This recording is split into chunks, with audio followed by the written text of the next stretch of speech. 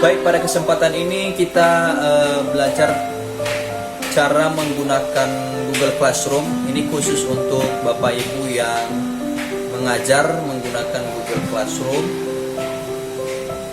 Bagaimana bisa kita mengadakan daring secara online? Itu pertama-tama kita buka, ini saya menggunakan laptop.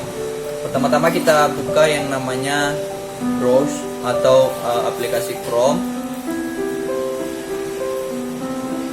Kita buka aplikasi Chrome, kita ketikkan di URL-nya yaitu Google Classroom. Di Google Classroom buka. Nah, media kita masuk dalam Google Classroom itu kita harus menyediakan yang namanya email. Nah, email. Ini dia email sama passwordnya. Itu jangan kita lupa email dan password kita. Kemudian baru kita pilih Google Classroom. Nah, di dalam Google Classroom terbukalah sebuah tampilan yang sudah kita sediakan ataupun kelas-kelas yang sudah kita aktifkan di dalam Google Classroom.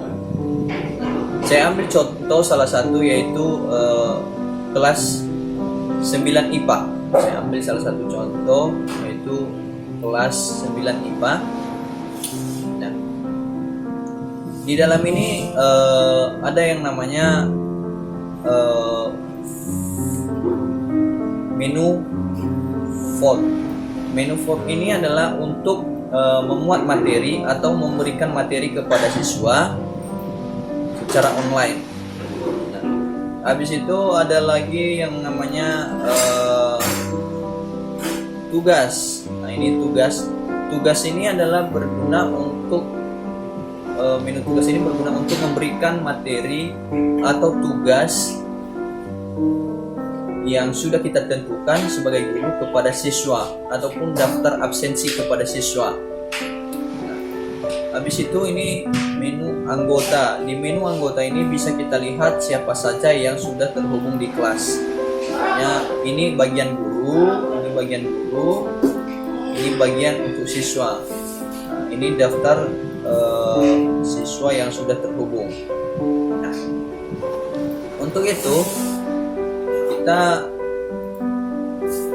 masuk lagi ke menu nilai. Di menu nilai bisa setelah kita memberikan tugas, bisa kita lihat di sini ataupun bisa kita memberikan nilai kepada siswa lewat menu nilai berdasarkan tugas yang sudah kita input di menu tugas. Pertama-tama setelah kita buka aplikasi, pertama-tama kita buka yang namanya vote. Kita buat dulu materi untuk siswa. Sehingga siswa dapat mengerti. Di mana kita letakkan materi? Yaitu di bagian bagikan sesuatu dengan kelas Anda. Ini dia. Nah, ini kita klik. Ini udah masuk di lembar kerja. Nah, kita buat di sini keterangan di materi yang kita buat. Contohnya saya buat di sini adalah sistem reproduksi tumbuhan, hewan dan manusia. Nah, setelah itu kita melampirkan file yang sudah kita sediakan.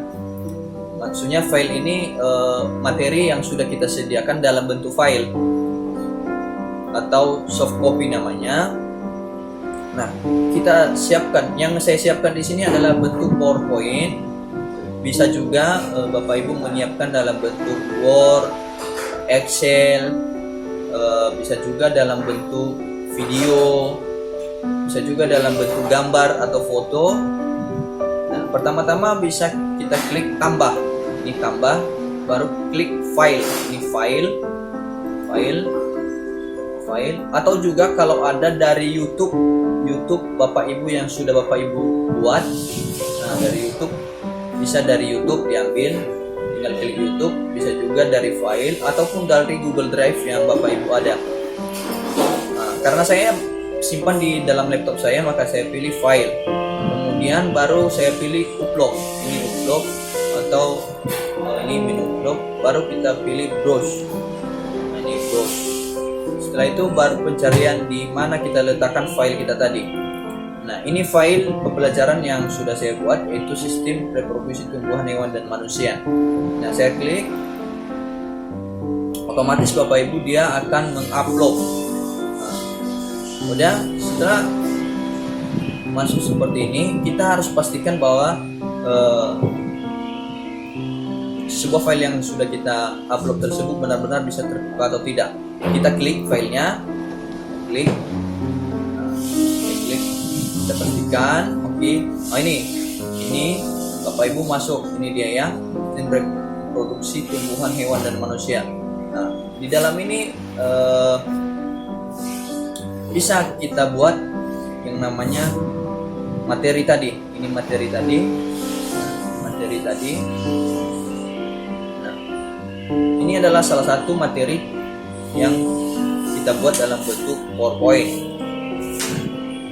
Kemudian setelah kita sudah pastikan, baru ada yang namanya posting. Nah, posting. Perlu saya jelaskan, di postingan ini ada menu ini.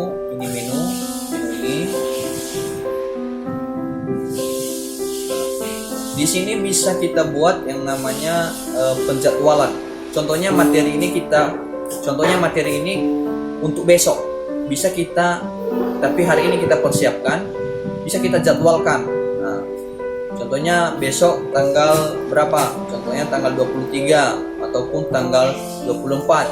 Nah, kita jam berapa mulai kelas kita? Contohnya jam 1,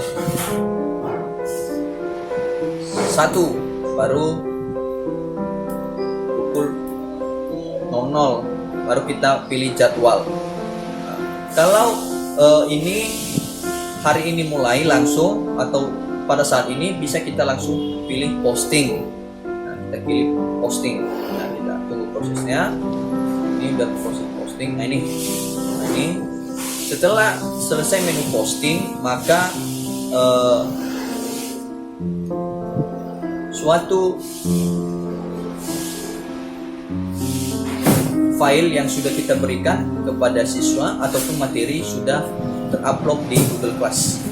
Nah, di menu atau di bagian lembar komentar, ini lembar komentar. Nah, di lembar komentar ini bisa Bapak Ibu berikan komentar terhadap materi tersebut, ataupun siswa juga dapat mengomentari lewat ini.